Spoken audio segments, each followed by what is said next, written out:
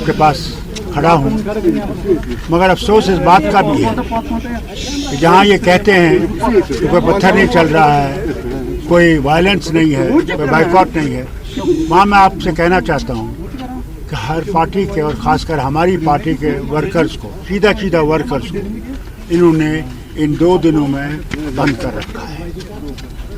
एक तरफ से ये कहते हैं कि इलेक्शन बहुत आज़ादी से हो रहा है, तो मुझे बताइए, मैं होम मिनिस्टर साहब से पूछना चाहता हूँ, प्राइम मिनिस्टर से पूछना चाहता हूँ, हमारे वर्कर्स को क्यों बंद किया गया?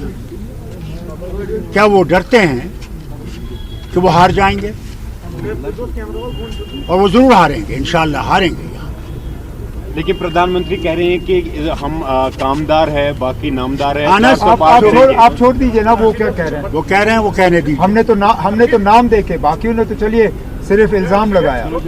हमने तो आपको नाम दिए हैं इलेक्शन कमीशन को, हमने थाने की डिटेल्स दिए हैं जिन थानों में उनको बुलाया गया है, और हमने अपने रिप्रेजेंटेशन में ये भी कहा कि हम ये 8 नाम इसलिए दे रहे हैं ताकि आप ये ना कहो कि हम बिना सबूत के बात कर रहे हैं।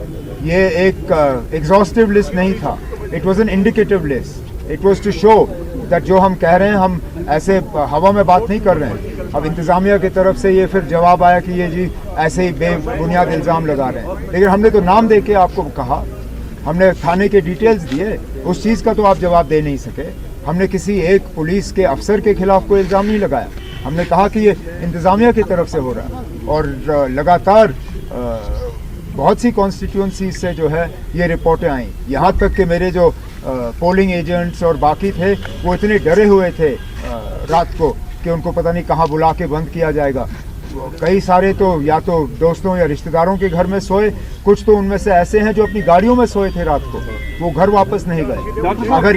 अगर यही इनका आज़ादाना तरीका इलेक्शन है तो फिर ये अपने घर में रखें इसको। डॉक्टर साहब, आपका एक देरीना तजुर्बा है, ये चीज़ें आपने पहले भी देखी है। जो कल नेशनल कॉन्फ्रेंस का एक स्टेटमेंट आया था, अगर इलेक्शन कराना ही नहीं था फिर तो पहले ही क्लियर करते कि किनको जिताना है। यही तो मुसीबत है जो हम लोग बार बार कहते हैं कि दूसरे जो खड़े हैं उन्हीं के एजेंट हैं, उन्हीं की तरफ से खड़े हैं। आज लोग उनको दिखा देंगे कि कौन यहाँ पे है कौन नहीं है, कर लें जो करना है। फिर तो लोगों का भरोसा उठता है। लेकिन होता है, जरूर उठेगा। पार्टी भी इसी तरह की एलिगेशंस लगा रहे हैं कि उनके वर्कर्स को। मैं आपसे कह रहा हूँ ना, यही तो मुसीबत है। अपनी पार्टी के तरफ से इस तरह के इल्ज़ाम लगाना तो मजाक की बात है, क्योंकि ये किया ही जा रहा है उनको फ़ायदा पहुंचाने के लिए। और है कौन मरकज़ की तरफ से इलेक्शन लड़ने के लिए? और ज़रा बताएं कौन से वर्कर? मैं फिर ये बात दोहराता हूँ ना, अब हमने तो कम से कम आपको नाम दिए, थानों के डिटेल्स दिए, वो ज़रा बताएं कौन है और किस थाने में लिया गया। अब चलिए जो हुआ सो हुआ, रात गई बात गई, आज नया दिन है। अब उम्मीद करते हैं कि हमारे वर्करों को इस तरह तंग नहीं किया जाएगा। आज हम पोलिंग बूथ के बाहर खड़े हैं, हमने अपने वोट का इस्तेमाल किया।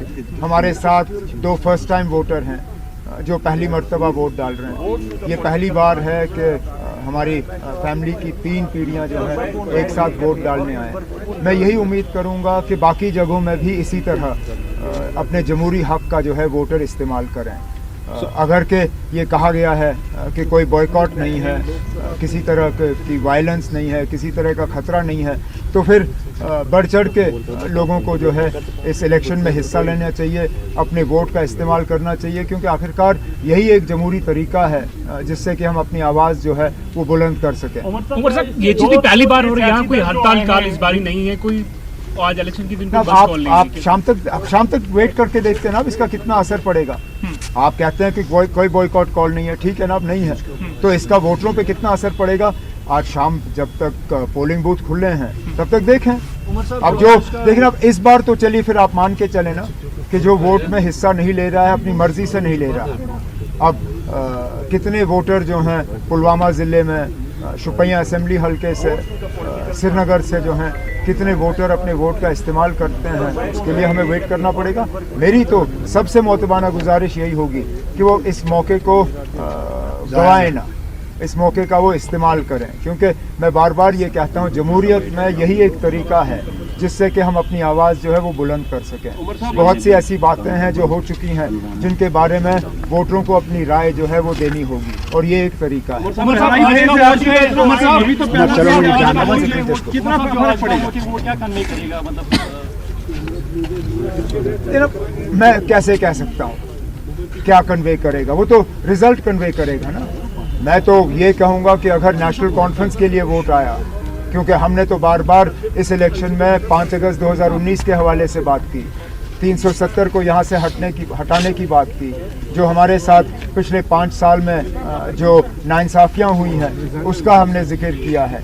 जाहिर सी बात है, इंशाल्लाह जब नेशनल कॉन्फ्रेंस के उम्मीदवार जीतेंगे तो अक्सर बेशतर वोटरों की भी यही राय होगी जो हमारी है। लेकिन ये सवाल आप मुझसे तब पूछिए जब 4 जून को नतीजे होंगे।